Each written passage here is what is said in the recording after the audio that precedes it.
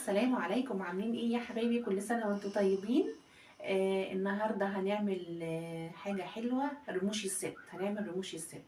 يلا بينا نسمي بالله ونصلي على الرسول ونبدأ الوصفة.